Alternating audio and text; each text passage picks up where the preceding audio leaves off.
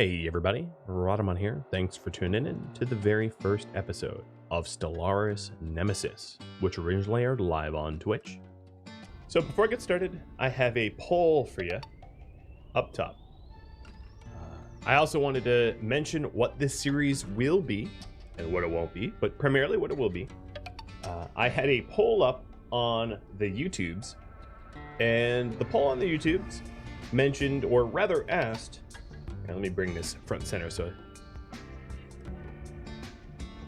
I get the numbers right.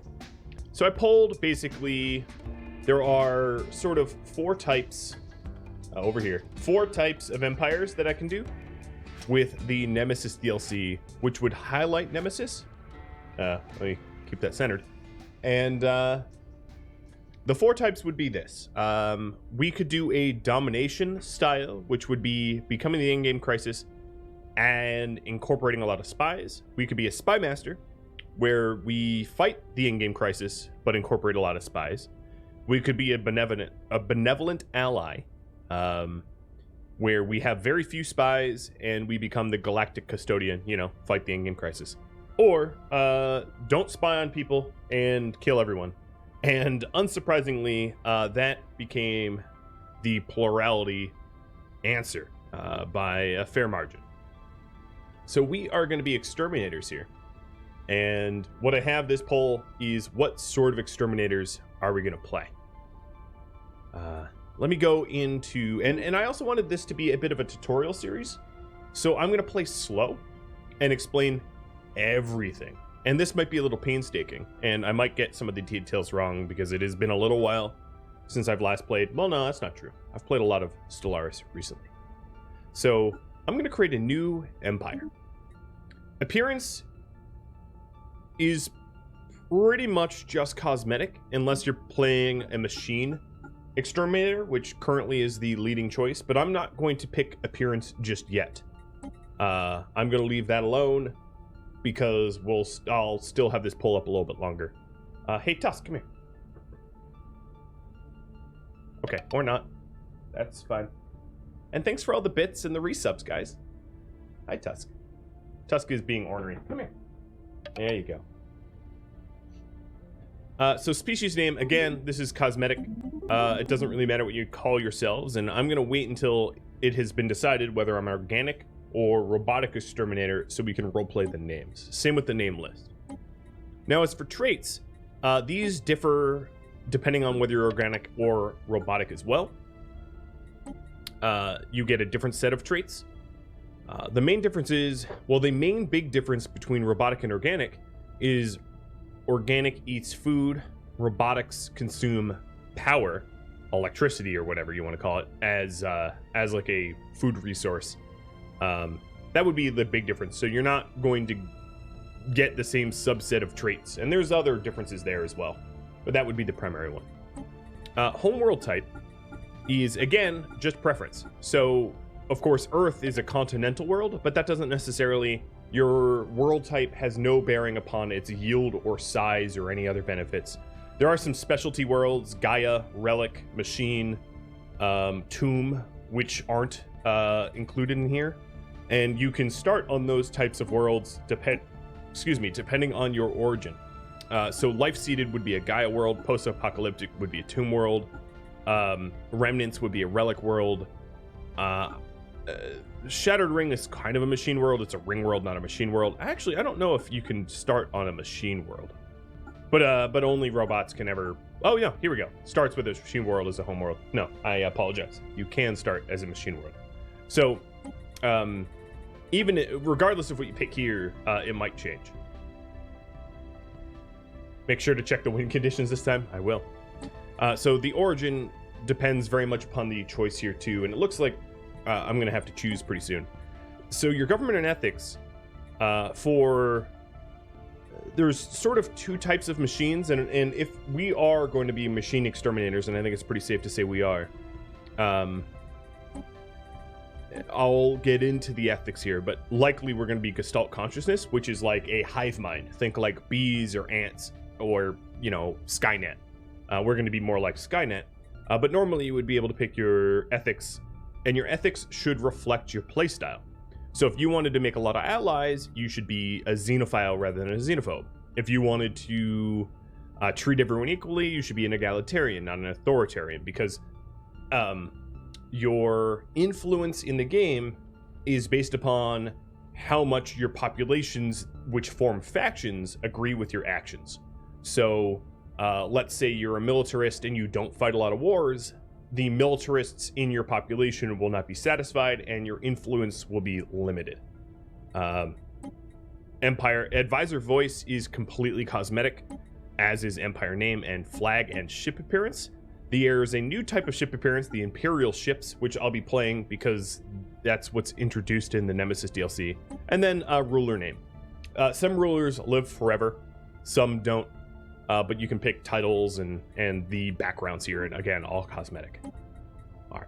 So if I am going to be picking machines, you'll see that a lot of the options to me change dramatically as soon as I pick them. This kind of reminds me of Aloy in Horizon Zero Dawn, like I'm some sort of robotic tall neck, and I like it.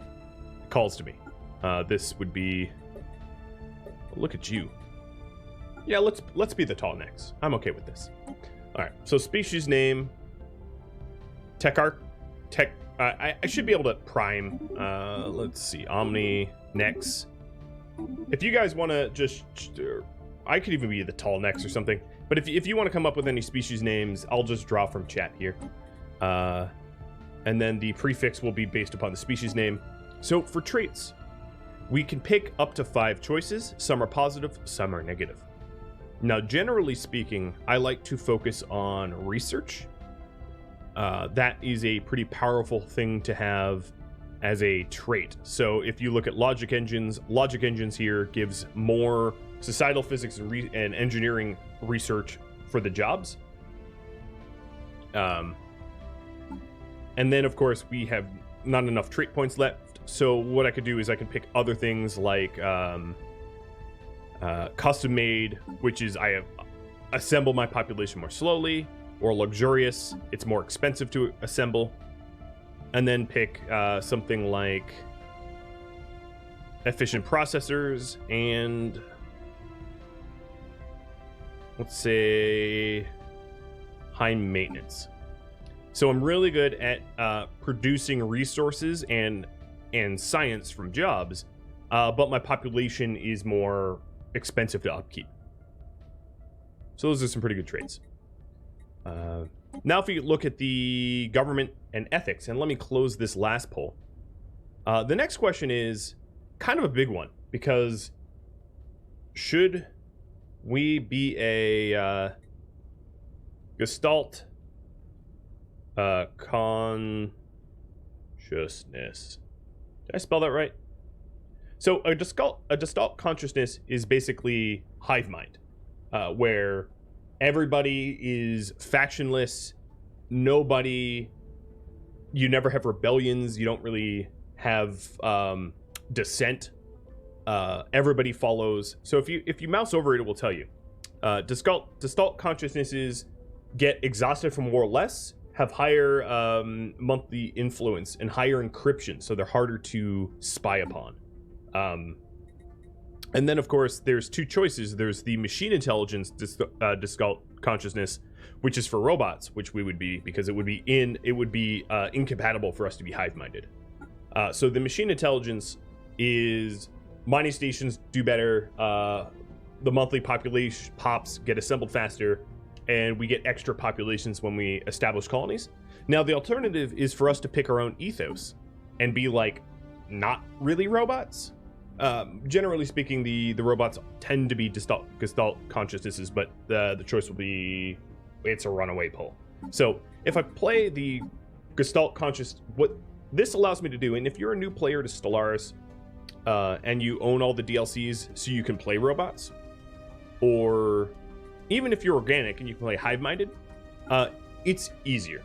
I will just say flat out, it is easier. And the reason I think it's easier is because you don't have to satisfy your factions, so there isn't population dissent, and you have a lot more control over what your population does and where they can live and things like that.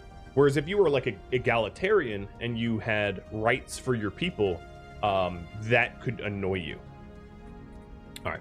The next question, of course, is the origins. One of the things I really like to do is if you are robots, you don't have a habitability. So normally when you colonize worlds will have a certain percentage of habitability. So 100% habitable world is perfect for you. If a world, let's say, has 40% habitability, it means the population on those worlds maxes out their happiness at 40%, which is pretty low, which means you're going to have to dedicate more of the population to policing and, you know, social services and things like that. For robots, they don't really care where they live. They don't care at all.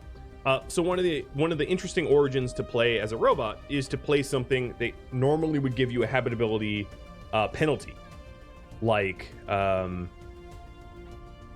know, if we played life-seeded, for instance, our habitability preference would be Gaia World. But the thing is, as a robot, we don't actually care. So it's a way to sort of min-max, if that makes sense. But before I jump into that, let's go over to the civics. So civics can be changed in game. It's a little expensive to change it, and you can only change it once every 10 years or so. Now, if we play the Determined Exterminator, there's essentially, you won't be able to see any of the espionage.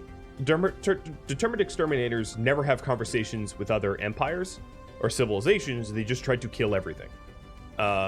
So I'm happy to play as a Determined Exterminator. The caveat being, a lot of the Nemesis content you won't necessarily see, which could be a problem. So should we be Determined Exterminators? Also, if you're a Determined Exterminator, anyone and everyone can declare war on you for really any reason. It's just to end the threat of your existence. Now, we can act as the endgame crisis without being a Determined Exterminator. But when you're a Determined Exterminator, this doesn't come off. It's sort of a permanent choice. And the Hive Mind has the same sort of design, which is called Devouring Swarm. Think like Zerg and StarCraft. Now, if we aren't Determined Exterminators, it will allow me to show you some espionage. So what I'm referring to here is that in Nemesis, there's two main game mechanics, and I mentioned this in the YouTube post I put, but one is the player can become the endgame crisis, or the player can become the endgame galactic custodian that defeats the crisis. So that's one big game mechanic, and I've always joked in my previous series that I was the endgame crisis. In my Necroids series and my Lithoid series, that was kind of the case.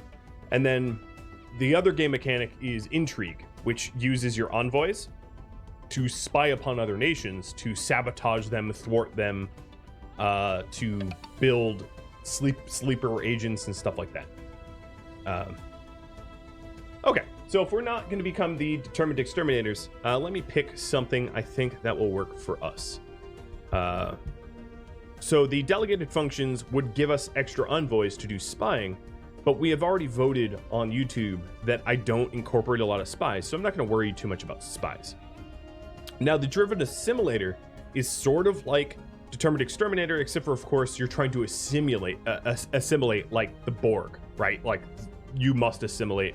And then there's a third type, which is the Rogue Servitor, which is even weirder. Rogue Servitors are like, you keep organics as like zoo trophies. They don't do anything for your society other than the fact that you have to like provide for them, but they do in the function of providing for them, they give you a lot of benefits as bio trophies.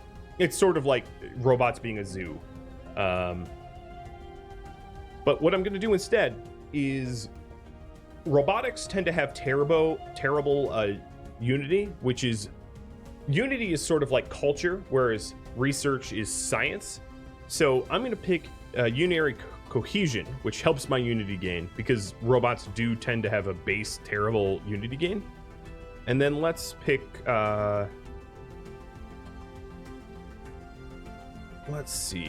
let's pick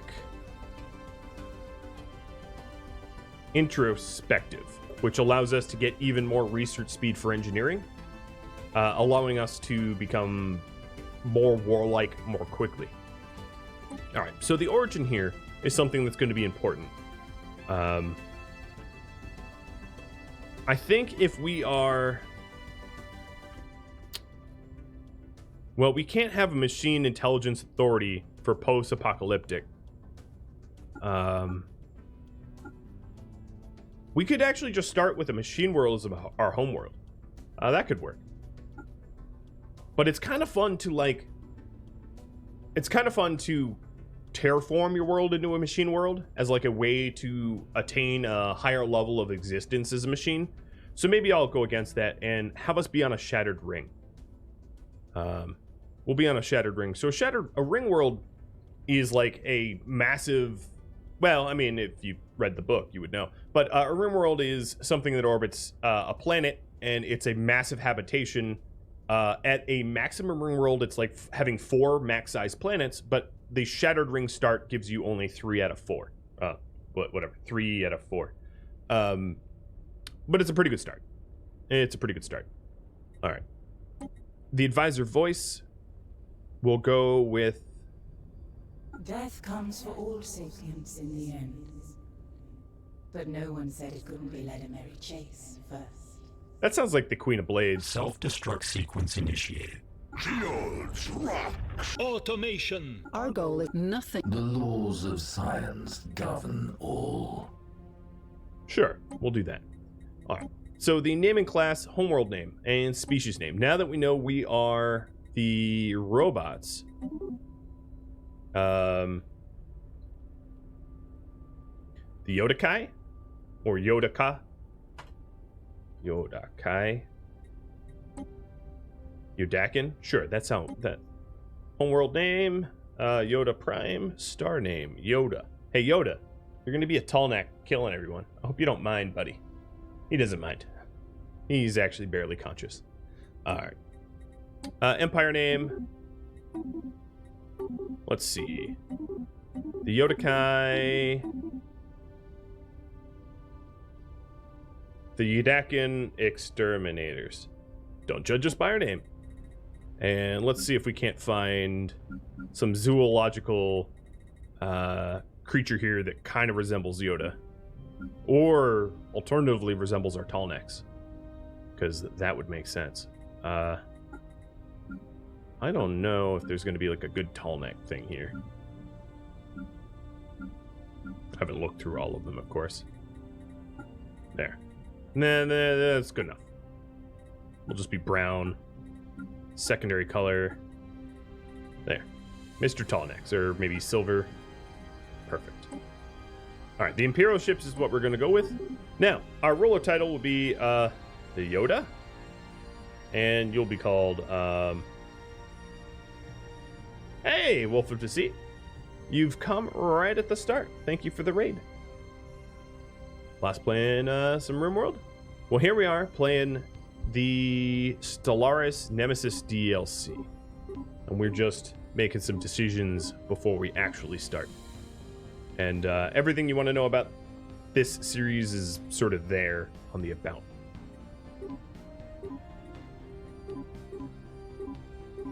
All right. That looks good. So to review, we are a machine, the Yodaka, with a, let's pick machine type names. Sure, that works. Our traits are logic engines, efficient processors, customing, luxurious, and high maintenance, which very much describes the little guy on my left here. And then our homeworld doesn't really matter. We don't pick one because we're going to start on a shattered ring. Our city appearance will be reptilian, I guess is the most robotic looking, or maybe mammalian. Now let's go with reptilian. Sort of looks the most robotic, or Necroid. We'll go with Necroid, sure. Our origin is the Shattered Ring, which is a broken ring world, and will be a Gestalt consciousness with introspective and unary cohesion. And let's save this and start. Done. So the mid-game crisis will be at, let's say, 2300, the end-game crisis at 2600, and victory year at 2800, which I doubt we'll get that far. We'll have a small galaxy that is elliptical filled with targets, other civilizations. 2 fallen empires, 2 marauder empires. The tradition and tech costs will be default. Habitable worlds will be low. Primitive worlds, very low. Crisis strength, we can set to normal. I think I'm going to be the crisis, so it doesn't really matter. And basically default from there on with Iron Man mode on. So I can't save scum. That should be fun. Let's hope I get a good start.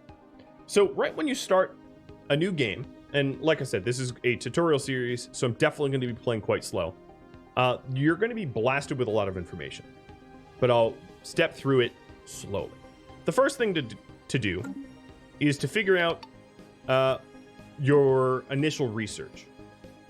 So there's 3 trees that you do research in only. There's physics, society, and engineering. And then you get choices depending. You have research options later on that like increase the amount of choices that you can get or other modifiers, but by default you just get 3.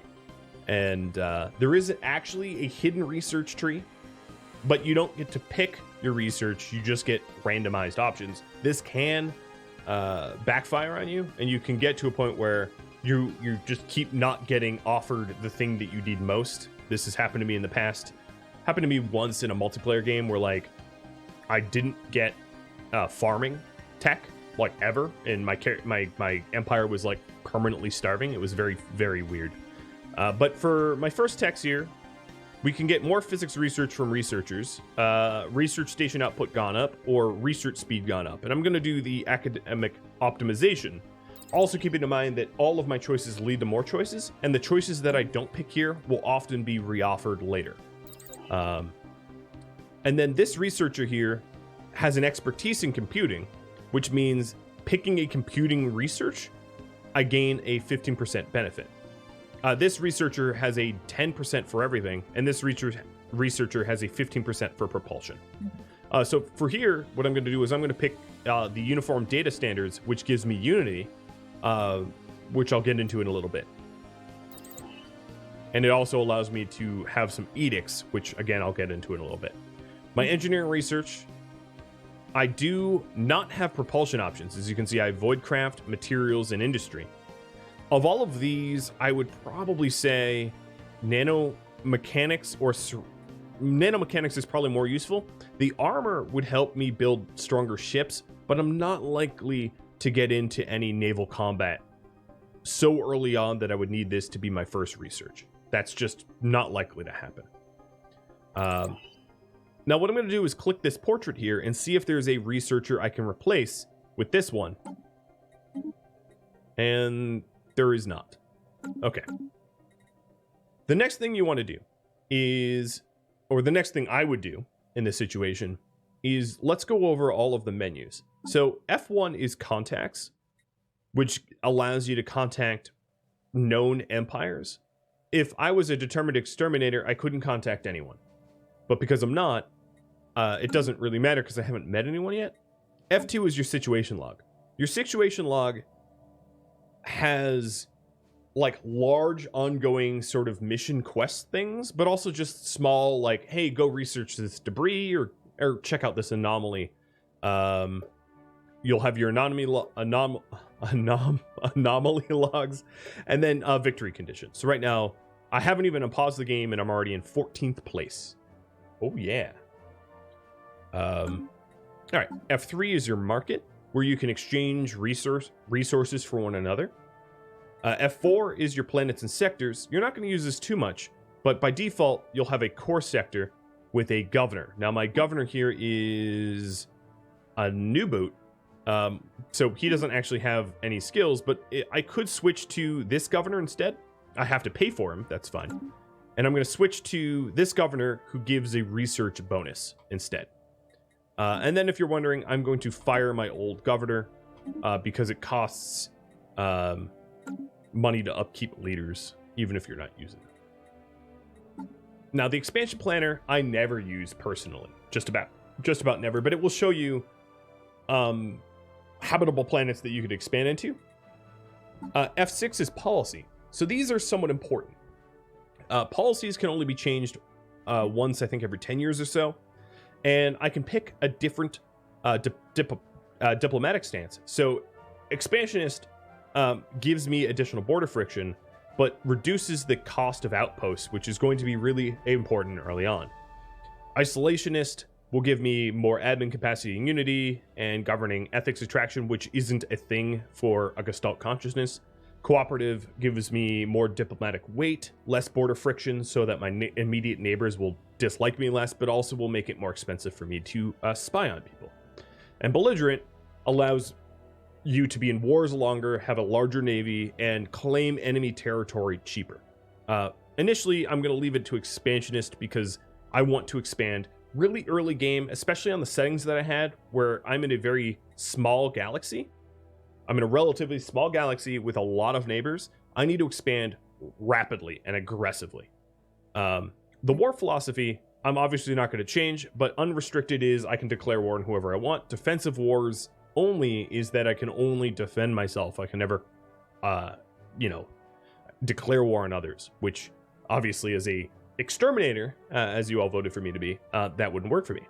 Orbital bombardment between selective and indiscriminate. Indiscriminate does more damage and is more efficient, but peace-loving other civilizations will look down upon you for having indiscriminate orbital bombardment. It's not that important to have indiscriminate, but because we're exterminators, of course, we're keeping it. Also keep in mind that some of the factions, if you weren't Gestalt consciousness, would want you to set certain policies. So if you, let's say you picked a pacifist civilization, you designed yourself to be a pacifist, your pacifists in your nation are going to want you to be defensive and selective orbital bombardment, and first contact protocols would be nice or whatever, but because I'm Gestalt consciousness, I can play however I want and my population won't really care. So first contact protocol is the initial sort of aggression that you will show to unknown. So we can either be proactive, which is we get to contact them a little bit faster, and we can't attack neutral ally or neutral entities. Cautious, or aggressive. Aggressive allows us to attack any neutrals that we don't know. Basically, shoot first, ask questions later. And that's exactly what I'm going to do. Initial border status, I'm actually going to set to closed. So when we meet new people, we close our borders to them. Production policy, you have balanced, extraction, or manufacturing. Extraction is basic resources. Manufacturing is advanced resources. Basic resources would be energy, minerals, food. Advanced would be consumer goods and alloys. I'm just going to do balanced for now. And then purge. Purge is a particularly sticky thing as a policy. A lot of other nations will look down upon you when you start purging people, as one could imagine. I obviously am going to have an allowed purge policy. Now, if you wanted to get rid of populations without killing them, you could displace them and make them into refugees or slaves or whatever. But I'm going to have an allowed purge policy. All right, the next tab is edicts. I don't have any interesting edicts to start.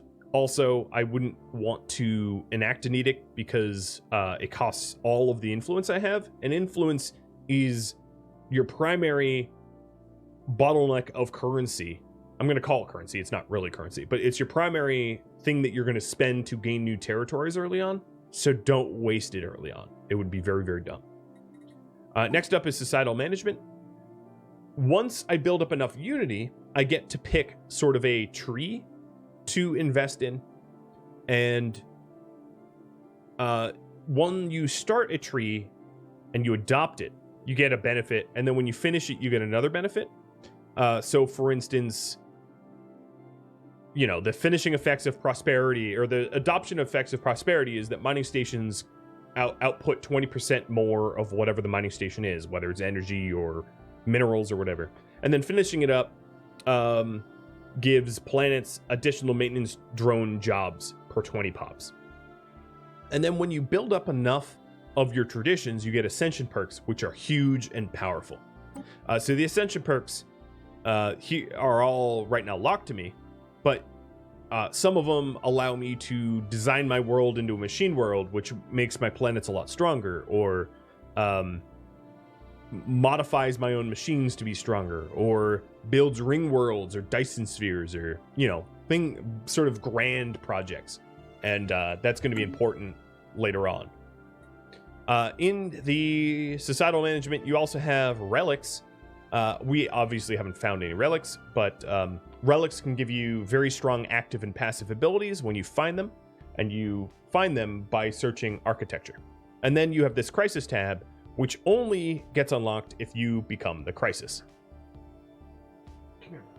There you go. Much better.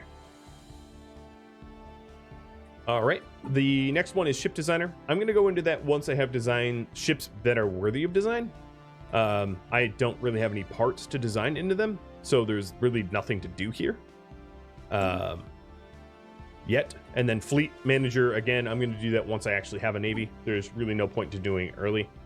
I went through technology. Now, Gestalt consciousness will never have factions, as you can see in the little red text over there. Over that way?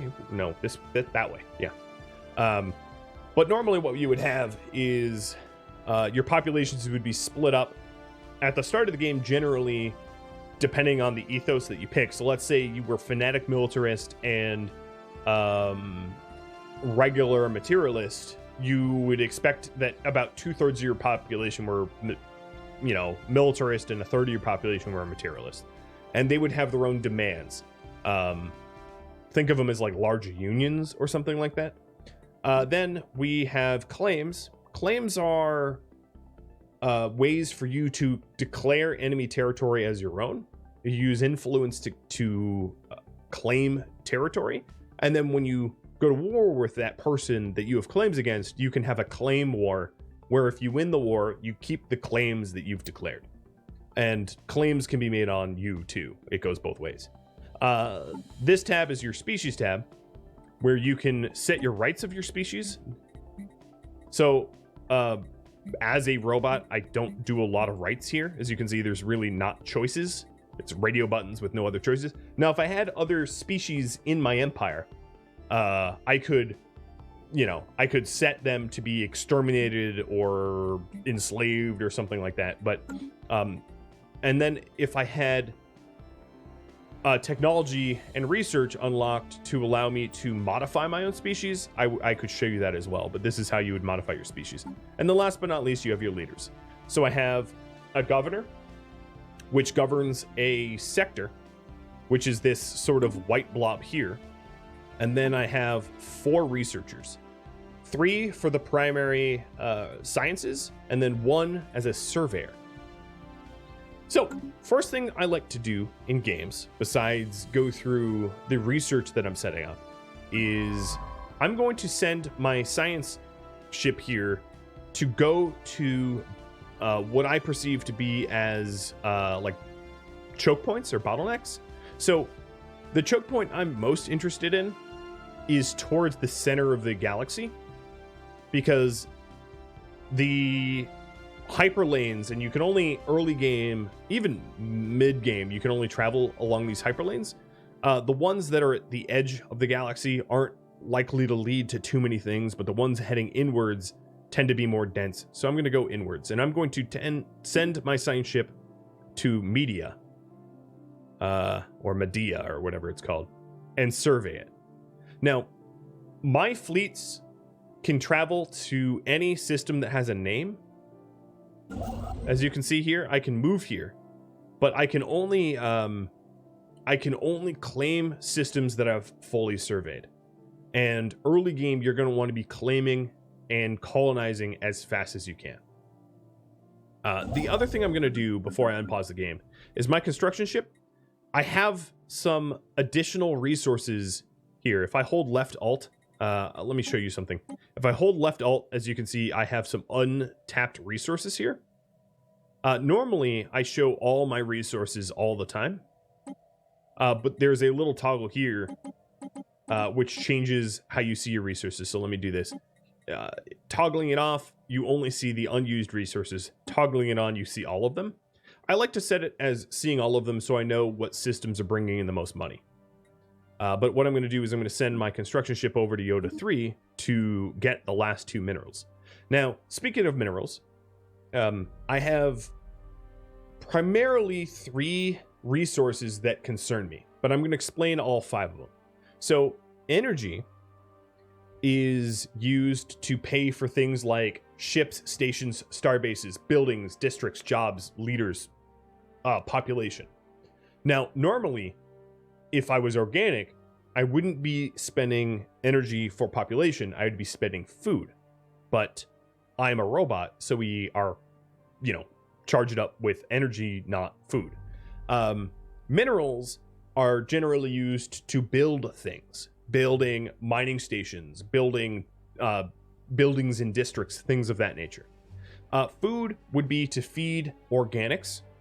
As a robot, I do not need food. Consumer goods is to be consumed by populations to make them happy. This is an oversimplification, but that's basically what it is. As a Gestalt consciousness, I am hive-minded. I don't need consumer goods. And then alloys. Alloys are to pay for the upkeep of ships and stations, and also to build new ships, primarily to build new ships. So it's also quite important, especially if you're going to invest in a big military, in a big navy, to have a nice alloy income. And then you have your influence. Influence is sort of like, well, it's how influential you are. My influence gain is 4. Usually it would be 3. Mine is 4 because I'm a Gestalt consciousness, so I get 1 extra influence by default. And influence is used to make claims on enemies, to claim new territory, even to appease trade partners and things like that. And then there's unity. Unity is your cultural strength, which then unlocks traditions that I explained. And then here you've got your research. So I have 20 physics, 20 society, 23 engineering. My engineering is a little bit higher because if you take a look here, Yoda 3, or no, that wasn't Yoda 3. Yoda 4 is a planet that provides 3 engineering research. So my engineering research starts off with a little bit of a kick. And then you have these specialty resources, which I have none of, and I won't have any for a long time.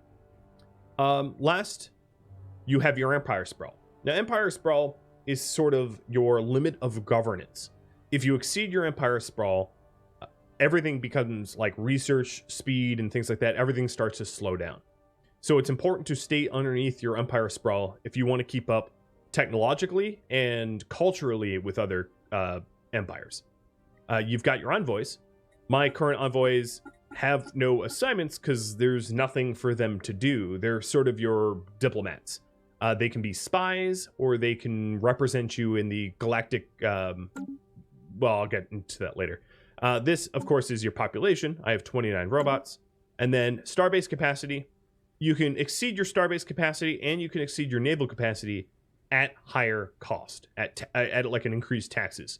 So I could go up to 3 starbases or 20 ships, but if I go above, I start paying out the nose for it, and it gets more and more expensive the higher above your max capacity you go.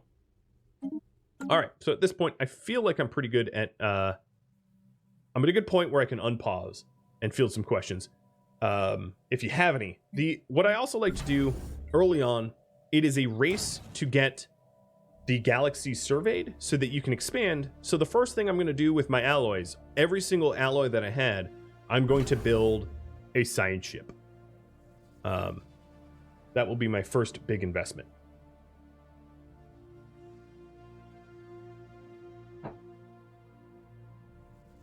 And then the next thing I'm going to do, once that science ship is built, is to throw a scientist in it and start to survey in an opposite direction that my first scientist did. How do you increase the Empire Sprawl limit? So there are societal researching that you get offered later on, which increases your admin capacity, because it's your admin capacity is your total capacity for Empire Sprawl. Or alternatively, you can build, there's different buildings that you can build on planets that increase your admin capacity. So as a robot, mine is called uplink node, excuse me, which, as you can read down right where my head is, coordinators turn energy credits into administrative capacity. The jobs require 12 energy and it creates 2 jobs, and basically you trade energy for admin capacity. So it's either through buildings or through research. So here is my science ship. Now by default, the science ship, and what I did, I should have explained this. What I did was, over here in the outliner, you've got your planet, you've got your shipyard, you've got your fleet. So I should go through this as well, if this is truly a tutorial. So your planet, oh boy, that's a can of worms. Your planet has different districts. So my current planet has a generator district, and this is going to look a lot different if you're organic, but it has a generator district which gives 10 jobs, which generates power, and it has a industrial segment which has 10 jobs, which exchanges minerals for alloys. And then I have buildings here, and I have an uplink node which adds to my admin capacity, and I have a research lab, and this is what I started off with.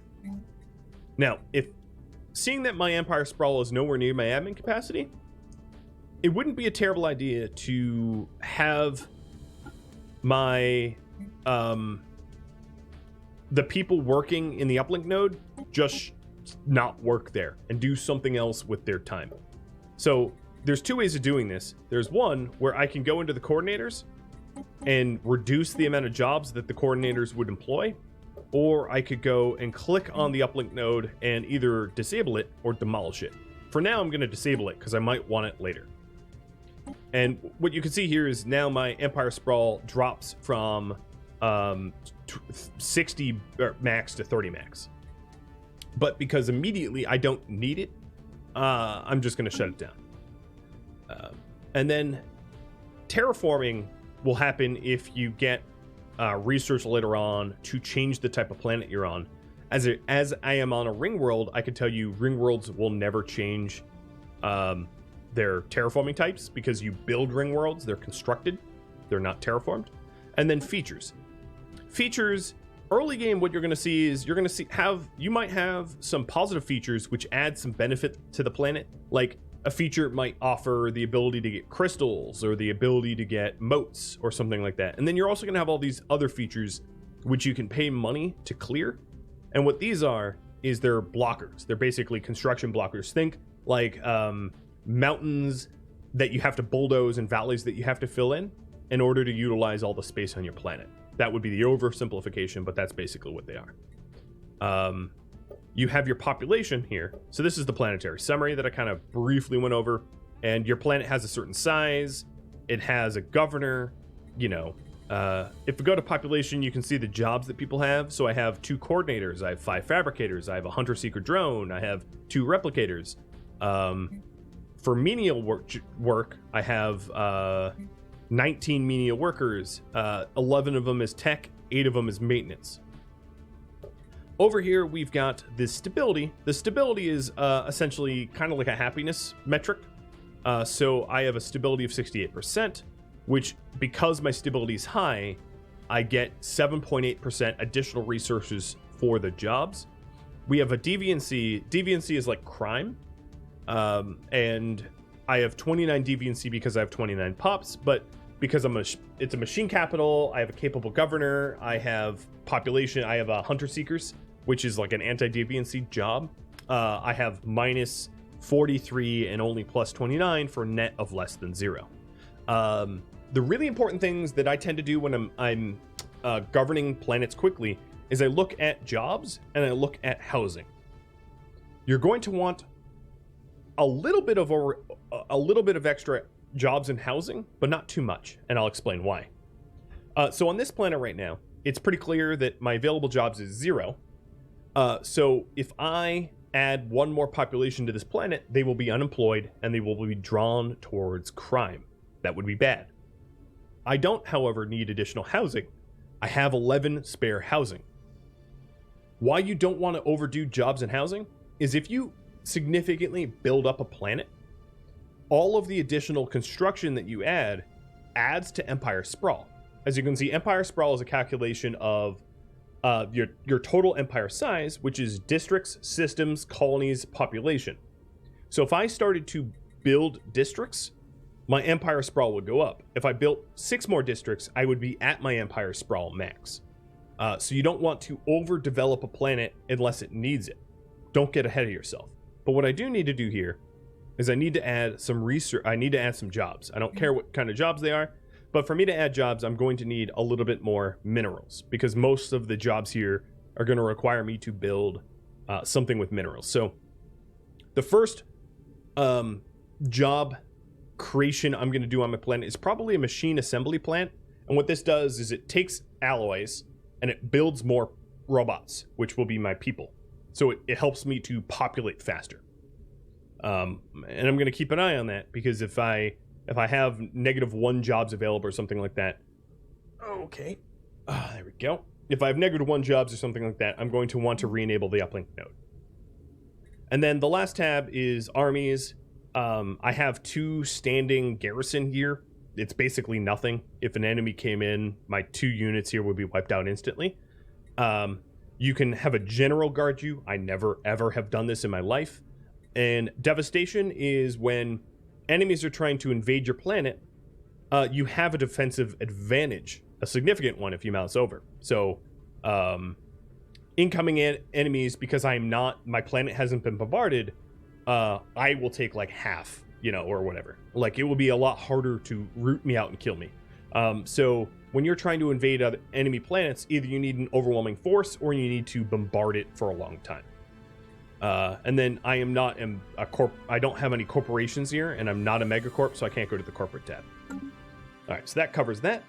And then on the galaxy view here, all of the things that provide resources have the little resource icon over them. So we have minerals, energy, minerals, so on and so forth.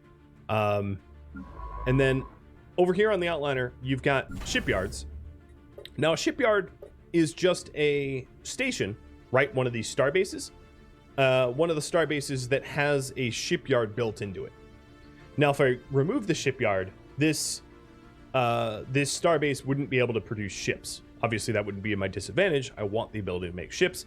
And what I did was I selected my star port here and had it make a science ship for me. So with this science ship that I just made, I'm going to shove in a scientist. I'm going to shove in this scientist that surveys a little bit faster and is 3 years old. Granted, it's a 3-year-old robot, so it's not like a toddler or anything like that. And I'm going to send this scientist in an opposite direction. Hey, Jim Bob, thanks for the bits. And then what I'm going to want to do is I'm going to want one more science ship. So I'm building a 3rd science ship to search in the 3rd direction, which is like, let's call it up. Up, down, right, left. That's what we're going to go with. Okay, so I'm going to play on slow speed here, or just like normal speed, which to me is slow. Online. And at the Yoda system now, all of the resources have been utilized, so I'm going to send my my construction ship out to Medea, so that when Medea is fully surveyed, I can colonize it. I can own it, I guess.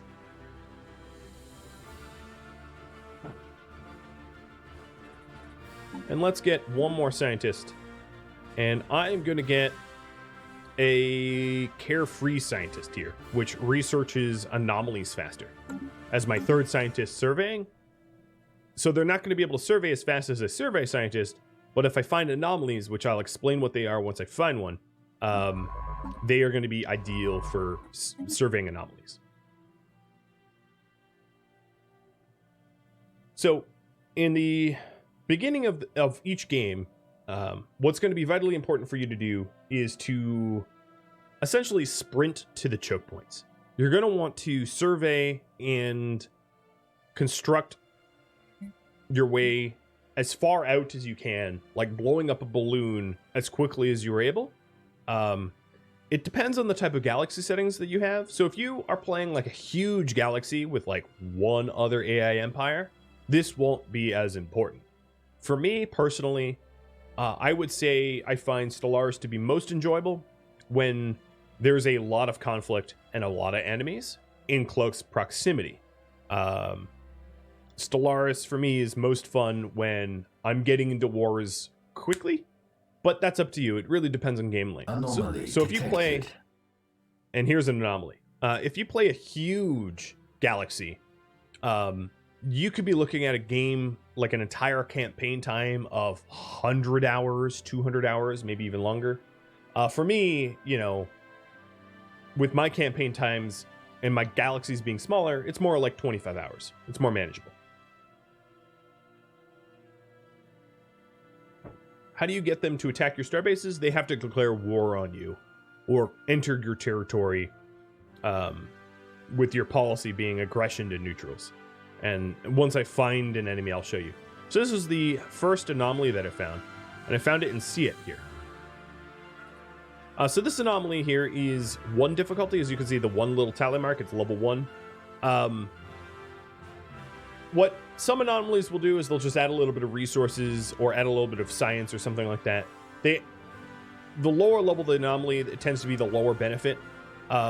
This anomaly would take me 120 days to research, and I'd research it faster if the researcher was more capable. For now, what I'm going to do is leave it.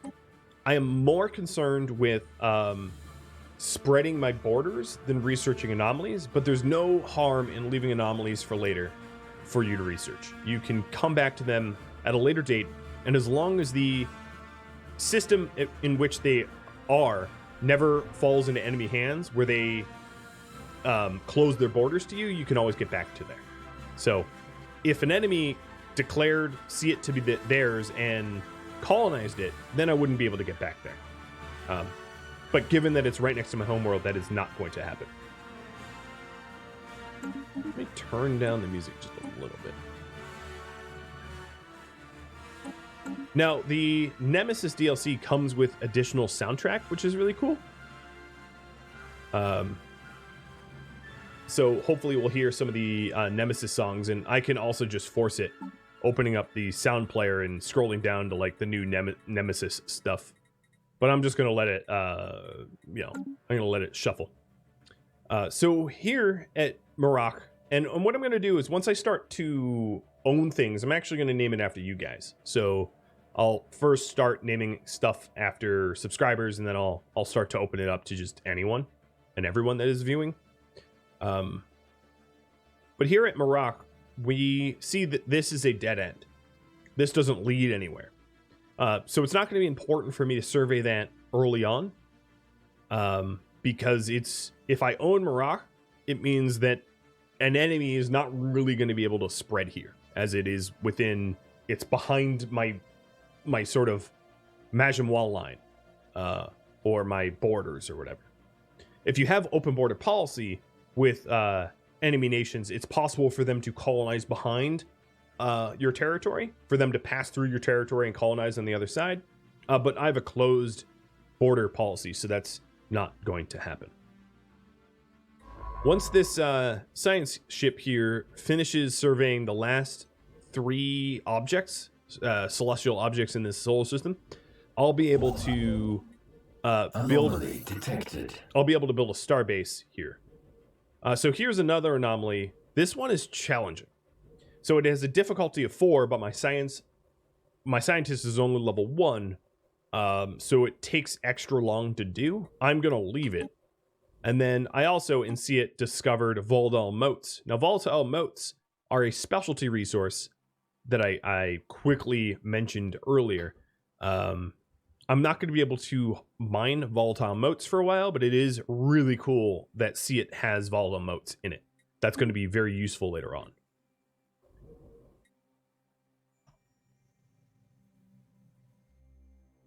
I feel like the music just stopped altogether.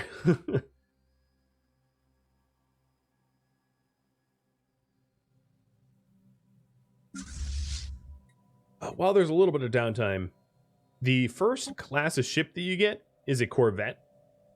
And until I start researching additional weapons and ship technology, there's really no point in spending alloys to modify your ships.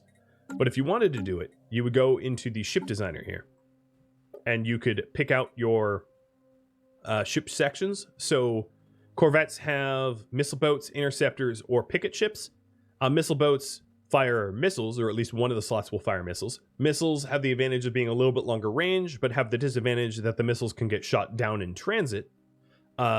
Picket ships have this P section is, well, if I click on it, it has point defense. So point defense helps shoot down missiles and torpedoes and things of that nature, but are very massively ineffective weapons to fire on enemies. Let me pause for a second so I can continue this discussion. And then over here, you have got your power generator for your ship, the reactor. You've got the hyperdrive, which is how fast you can jump system to system. You've got your thrusters, which is how fast it can move within the system. You've got your radar systems, which is how far it can see out from its current location, how many jumps hops out, and also will add chance to hit, like accuracy. And then you've got this special slot, so you can change up these. This is like your computer. Eventually, what you could do is you could designate certain ships to be rushers or sort of bombarders or something like that. And this will make more sense later on when I get the chance to design ships when I have more parts unlocked. And then down here, you've got specialty components. So I could add a reactor booster to my basic ships. But as you can see here, what it does is it increases the cost of the ship from 100 alloys to 105 alloys, increases the power from 0 net to 20 net, which only adds 1.2% dodge or evasion, and 1.5 or 0.14 damage. So it's in my opinion not worth the cost, or at least not yet. All right, so here is Medea, and the surveyor at Medea I'm going to send to this system here, heading towards the center. And I was also given a indicator that there's an endless expanse archaeology site in Seat. Seat is getting increasingly more interesting. So for you to search through an archaeology site, you would want an archaeologist scientist like the one I have here. So computer Trochoid is an archaeologist, and I'll be naming in just 1 second, I'll start naming these leaders after you guys. But again, initially, I'm more concerned about spreading to the choke points than archaeology, but I will come back to that. But in order to be allowed to search the archaeology site, it has to be within my borders. So to add things within your borders, you select your construction ship, and you right click on the star, and you build a outpost. And as you can see, this outpost costs 75 influence and 135 alloy. It's pretty costly. If you zoom in to do it, you click on the star and do it. And that is going to claim Medea as my territory and allow me to exploit the 2 energy and 4 minerals that are there. And if anyone wants to pass through that system, they would either need to be at war with me, or have an open border policy with me, or for me to have an open border policy with them. So in other words, when I claim this system, unless someone's at war with me, they wouldn't be able to travel from Iraq to whatever this place is called. I effectively close my borders to them, and they'd have to go to war with me for me to open them. All right, let's get some of the leaders named after you guys. So I'll start rolling it. Zalek, you are going to be my governor.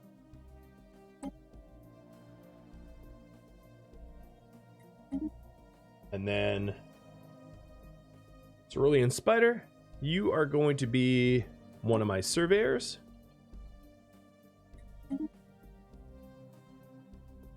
Turtle Sandwich, going to be another scientist. Guanache, yet another scientist. I really only have scientists to name after people so far, but I have a bunch of scientists. Jarhead. It's too bad you're not an admiral here. but oh well. Jarhead Boone.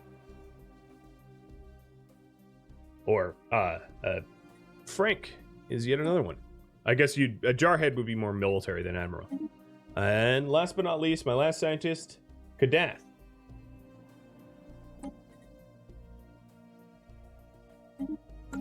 Now, generally speaking, if I fire a scientist, I will rename the replacement after its original. But if they die of old age, or when robots don't die of old age, but they die of dysfunction, I will re-roll it. So congratulations, leaders.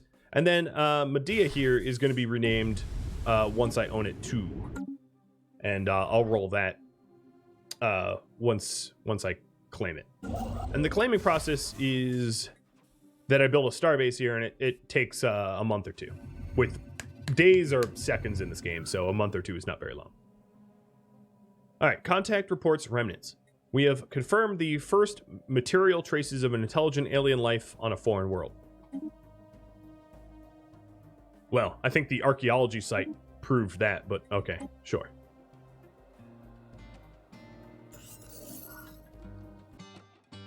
You've been watching Stellaris Nemesis, which originally aired live on Twitch. This series is a result of a poll that I put out to my Twitch subs and Patreon patrons, and they overwhelmingly voted that I should be able to pick some of the games I play on stream. So I chose Stellaris Nemesis, as Stellaris is a personal favorite game of mine. If you have any feedback for me, let me know in the comments below. If you would like to catch a live stream of this, Rhadamant.com has my stream schedule, countdown timer, and links to Twitch, Discord, and, well, everywhere else. Thank you so very much for watching. I'll catch you next episode or an upcoming stream. Farewell.